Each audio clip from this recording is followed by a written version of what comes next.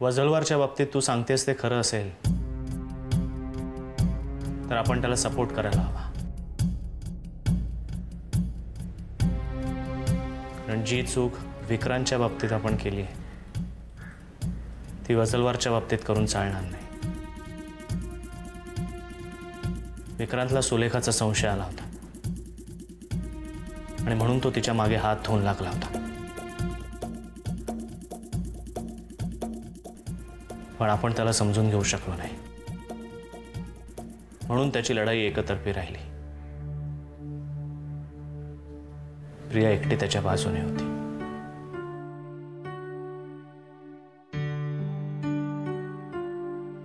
सुलेखा विरुद्ध असा उघडपणे लढू नकोस असं मी सांगितलं होतं विक्रांतला.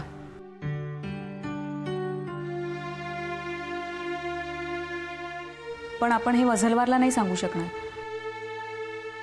आणि सुलेखा पकडली गेली तर चांगलंच आहे, पण ती नाही पकडली गेली आणि वझलवार असाच लढत राहिला तर विक्रांतच्या बाबतीत जे झालं तेच कदाचित वझलवारच्या बाबतीतही होईल.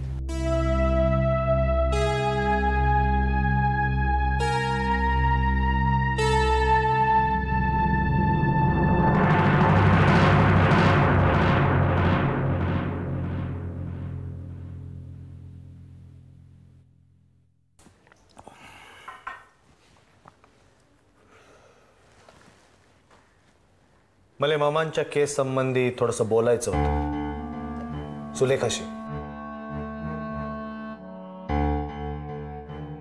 ती नाहीये घरात. कुठे गेली? बाहेर गेली. बाहेर कुठे? नक्की कुठे ते त्यांनी नाही सांगितलं. तुम्ही चेक करू शकता पाहिजे तर. तुमच्यावर विश्वास आहे हो. ठीक आहे, मी थांबतो ती येईपर्यंत.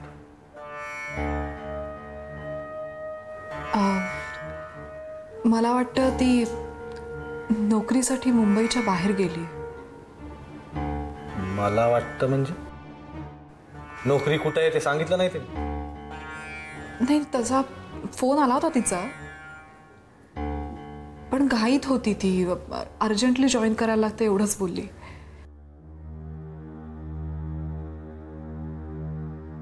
काय झालंय? हा, नाही काय नाही. ठीक आहे, सुलेखाचा फोन आला तर आम्हाला कळवा. येतो.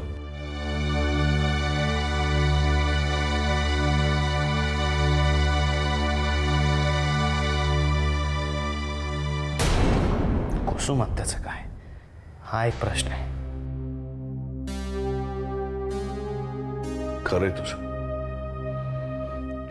ती समोर आली की मला प्रश्नच पडतो,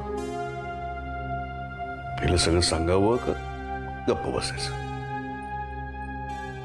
काय, ती आपल्यातलीच आहे, आपल्या घरातलीच आहे, तिला हे सगळं कळायला हवं. तिनेही सावध असायलाच हवं ना, म्हणून सांगावं असं वाटतं. पण काय, लहानपणापासून त्याचा जो काही स्वभाव आहे ना त्याच्यामध्ये तीळ मात्र बदल नाही. शेवटी गप्पा बसू, दुसरं काय. त्यांना सांगितलं ना तर एक तर त्यांचा विश्वासच बसणार नाही, आणि बसला तर त्यांना एवढा मोठा धक्का बसेल ना की तो सहन होणार नाही. फार जीव आहे त्यांचा सुलेखावर, आणि त्याचं सुलेखाला जाब वगैरे विचारायला गेलं तर मग पंचायतच. आणि सुलेखाला हे कळलं तर कुसुम आत्याला धोका आहे. थोडक्यात सांगितलं तरी प्रॉब्लेम, नाही सांगितलं तर तिला सतत असं वाटत राहणार की आपण तिच्यापासून काहीतरी लपवतोय. त्यामुळे हा निर्णय खूप विचार करून घ्यावा लागणार. मी काय म्हणते, त्यांना आपण थोडी मोकळीक देऊया का? म्हणजे काय, गेल्या 2-3 दिवसात त्या कुठेच बाहेर गेल्या नाहीयेत. मला मान्य आहे की आपण हे सगळं त्यांच्या भल्यासाठीच करतोय, पण जरा त्यांच्या कलानी घेतलं ना तर मग ते ऐकतात आणि त्यांना गोष्टी पटतात सुद्धा. मला कल्पना आहे कुसुमात्यालाही राग आला असणार मनातून.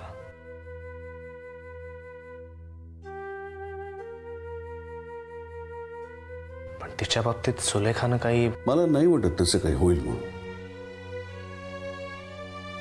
प्रियाच्या बाबतीत सुलेखाने गेल्या वेळी जे काही केलं आणि त्याच्यात ती यशस्वी सुद्धा झाली, कारण आपल्या कोणालाही कल्पना नव्हती की काय चाललंय ते. पण आता तसं नाहीये. आता जर काही झालं तर आपल्या सगळ्यांना पूर्ण कल्पना असेल आणि काय होऊ शकतं याचा अंदाजही आपल्याला आहे. ठीक आहे,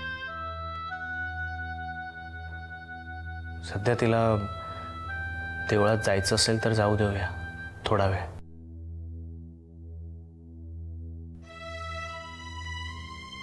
पण तिला सावध कसं करायचं हे पाहायला हवं. मी बोलतो कुसुमशी, आणि या सगळ्या गोष्टींचा उलगडा करायची सोयीची वेळ कुठली याचाही अंदाज घेतो. बरं, जाऊन झोप तू आता, दमला असशील ना. जा. Good night. Good night.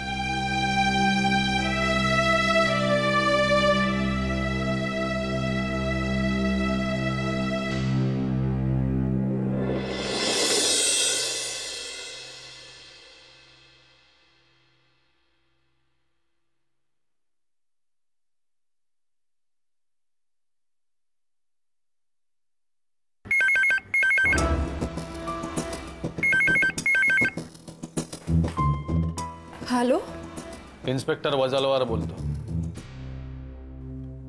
माफ करा, इतक्या रात्री फोन करतोय.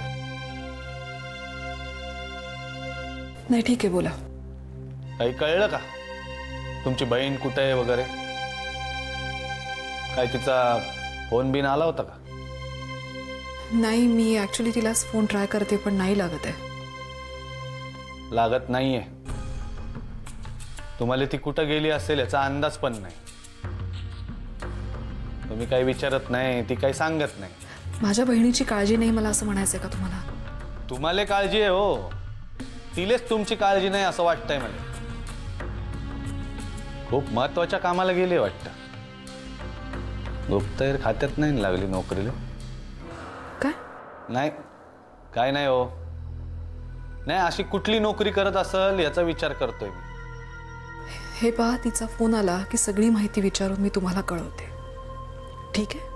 मी काय म्हणतो पूनम मॅडम, मी असं रात्री अपरात्री तुम्हाला फोन करून विचारणार, मग तिचा फोन आलेला नसणार. आम्हाला पण असा त्रास द्यायला नाही आवडत हो कोणाला. त्यापेक्षा त्यांचा नंबर तुम्ही आम्हालाच द्या ना. नाही म्हणजे कसं आहे, समजा त्यांना काही प्रॉब्लेम आला असेल, त्यांना कोणी फसवलं बिसवलं असेल समजा, म्हणजे वेळेच आम्ही ऍक्शन घेऊ ना त्यांच्या सुरक्षिततेसाठी, बाकी काय नाही. मग देताय ना नंबर? घ्या. हा, बोला. हा हा, धन्यवाद. आता आम्हाला काही कळलं तर आम्हीच कळवू तुम्हाला. ठीक आहे, ठेवतो.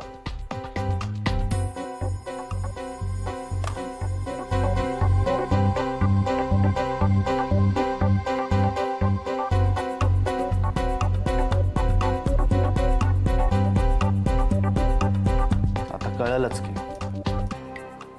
सुलेखाची फसवणूक झाली आहे का तिनेच फसवणूक केली आहे.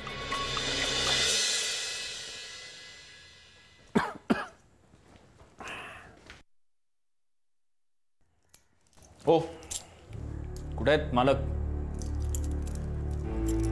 मीटिंगला गेलेत. एकटेच? तुला न घेता? अशी कुठली मीटिंग आहे? मला काहीच बोलले नाहीत. मला म्हणाले तुझी तब्येत बरी नाही, आराम कर, आणि डॉक्टरला बोलून ठेवलंय, आणि स्वतः एकटेच गेले. असं कधी करत नाहीत ते. मला काय होणार आहे? दगडासारखी तब्येत माझी. तरी म्हणाले तुझी तब्येत बरी नाही, तू आराम कर, बस घरी. तू फोन केलास का त्यांना? लागतच नाहीये. अभिमान, मला काळजी वाटते रे. काळजी? बांची येडच काय? अरे अख्ख्या जगाला पुरून उरलेत ते, त्यांची काळजी काय करतोस? येतील. अरे पण कधी? किती वेळ झाला माहितीये तुला?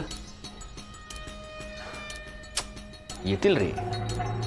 माझे बा म्हणजे मी आहे का? एकदा गेलो की 4-4 दिवस घरी परत नाही यायला. हा, तुला आराम करायला सांगितलं ना? चल चल आराम कर, चपला काढ आणि झोप ह्याच्यावर. नाही नाही, साहेब आल्याशिवाय मला आराम सुचणार नाही, अजिबात नाही. माझा अस्वस्थ होऊ नकोस. एक काम कर, पुढच्या वेळेला साहेब जातील ना तेव्हा त्यांच्याबरोबर तू पण जा आणि तुझ्याबरोबर तुझ्या डॉक्टरला पण घेऊन जा. हा, ती का मजा करा मस्तपैकी. Okay, bye.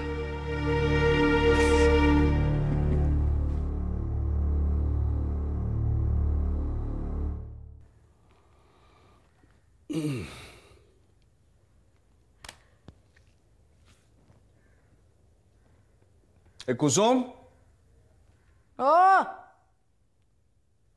इकडे ये.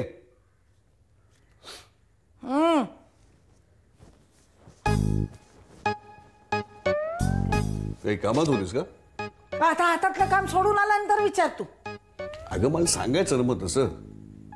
बोल. बोल. ऐक बाई. बस जरा शांतपणे. मी तुला बोलवलं कारण मला तुझ्याशी जरा बोलायचंय. बोलू? नाही, गेले काही दिवस मी पाहतोय तू अशी दिवसभर घरामध्ये विचार करत बसलेली असतेस. काय असतं माहितीये, माणसाचं ना असं एक ठरलेलं असं वेळापत्रक असतं. जरा जरी डिस्टर्ब झालं ना तरी दिवसभराची सगळी गणितं चुकत जातात. मला माहितीये तुला देवळात जायची सवय होती, ती म्हणजे अशी अचानक तुटली. देवाला बोलता येत नाही म्हणून, नाही तर त्यांनी सुद्धा विचारपूस केली असती. काय ग बाई, तू का येत नाहीयेस? मला माहिती तुला घरात बसून बसून कंटाळा येत असेल, तुला बाहेर जावंसं वाटत असेल. हो, वाटतं ना, वाटतं. पण बाबा म्हणाले की बरोबर कोणाला तरी सोबत घेतल्याशिवाय जात जाऊ नकोस म्हणून. आता आपल्याकडे कोणाला वेळ तरी असतो का? कोणाला नेऊ बरोबर? हा, तुमचा चहा. वंस, तुम्ही घेणार चहा? घे. बघ, ही स्वयंपाकघरामध्ये, तू क्लासमध्ये, आणि ती प्रिया बुद्धिबळ खेळल्यासारखी सारखी त्या चित्रांकडे अशी बघत असते. आदी आणि शुभ्रा तिकडे ते वाड्यावर. एक काय ते बाबाच होते, पण ते सुद्धा गेले वाड्यावरती. कोणाला नेऊ ते सांग ना, कोणाला नेऊ? काय म्हणजे काय झालंय? मला पाय मोकळे करायला बाहेर जायचं असेल तर कोणाची सोबत घेऊन जायचं या विषयावरती बोलत होतो आम्ही. आणि या घरात कोणालाही वेळ नाही. मी येऊ का तुमच्या बरोबर देवळात? नाही, नको नको. तू आणि तुझं स्वयंपाकघर. आधी बाहेर जायची सवय होती, आता होईल. हळूहळू घरात बसायची सुद्धा सवय होईल मला. मी काय म्हणतोय जरा ऐकणारच का? बोल ना. दादा तुला असं अडकवून ठेवते, मग कुणाला भेटायचं नाही, कुठे बाहेर जायचं नाही, मग कळेल तुला. मी काय म्हणतो ऐकून घेणारच का? अरे बोल ना मग. नाही, मी तुला हेच सांगायला बोलवलं होतं की तुला बाहेर जावंसं वाटत असेल, देवळात जावंसं वाटत असेल तर जा. मला नाही जायचं आता कुठे. हो, ठीक आहे. त्यांना नसेल जायचं तर कशाला उगीच आग्रह करताय? हा, नका जाऊ वंस तुम्ही. बरं ठीक आहे, नको जाऊ, विषय संपला. ठीक आहे, ठीक आहे, ठीक आहे दादा. उगाच तुला वाईट वाटायला नको. तुझ्या शब्दाचा मान राखायला हवा म्हणून आज दुपारी जाईल मी देवळात. नाहीतर मला काय तशी हाऊस नाहीये ना देवळात जायची. कुसुम, मी कुसुम, त्यांना जायचं असेल तर जाऊ दे ना. तर उगीच आणि दिवचू नका. म्हणून तर मुद्दा म्हणतोय.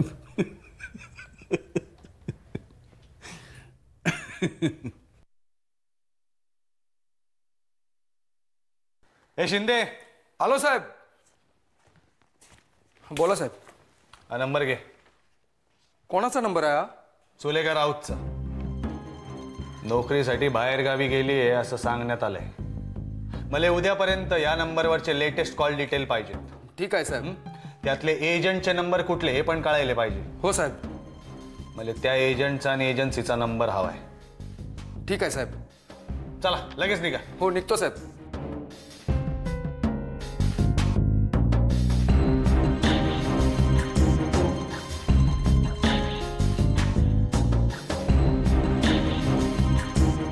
एक नाव लिहून घे. सुलेखा राऊत. मला हिचा ठाव ठिकाणा कळला पाहिजे लवकरात लवकर. ते जर माहिती असतं तर खबऱ्यांची गरज काय रे? हा लवकर.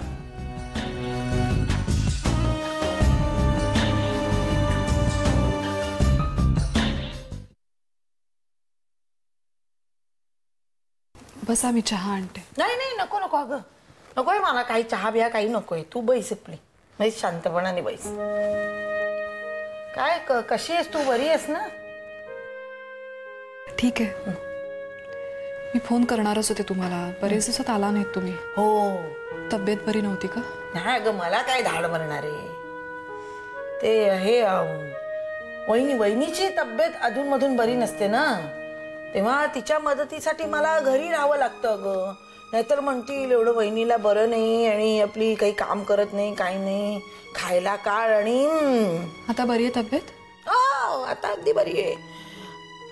अगं मनाने हळवी आहे ग ती. हे सुलेखाचं काय?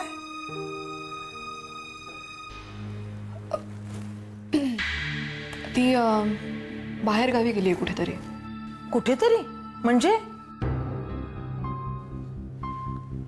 अशी कशी गेली? हा काही वाजलं होतं का तुमचं? हे बाई मध्यंतरीच्या काळात मी यायला हवं होतं. कुसुमताई तसं काही झालेलं नाहीये. नोकरीसाठी बाहेर गेली ती. अरे वा चांगली गोष्ट आहे की. पण मला नाही सांगितलं तिने. एरवी छोट्यातली छोटी गोष्ट सांगते. तुम्हालाच काय कुसुमताई, मलाही काही सांगितलेलं नाहीये तिने. काय झालंय तिला काही कळत नाहीये. म्हणजे मीच मागे लागले होते तिच्या नोकरीचं बघ म्हणून. पण याचा अर्थ असा नाही ना की घरच्यांना काही कळवायचं नाही आणि सगळे डिसिजन्स आपण घ्यायचे.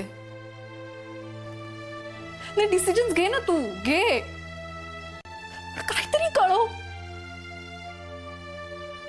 कुठली नोकरी आहे, कुठे आहे, कशी आहेस, काहीच कळवत नाही हो. मी सांगू का? आता ती आली ना की मला बोलव. चांगली खरडपट्टी काढते तिची. त्यासाठी ती यायला हवी ना. अगं येईल ग. जाणारे कुठे येईल. कुसुमताई सुलेखा आहे ती. तिच्या मनात काय चाललंय काही कळणार नाही. कुठल्या गोष्टीचं वाईट वाटून घेत समजणार नाही. आपल्यालाच वाटत राहतं आपल्याच हातून काहीतरी घडलंय. अगं असं काय होणार आहे तुझ्या हातून? माझी नक्की खात्री तिने ना नोकरीचं मनावरती घेतलेलं असणार बघ. तिकडे सगळं स्थिरस्थावर झालं ना की येईल ती, करेल फोन. तू नको उगाच काळजी करू. आणि मम्मांचे आशीर्वाद तिच्या पाठीशी आहेतच.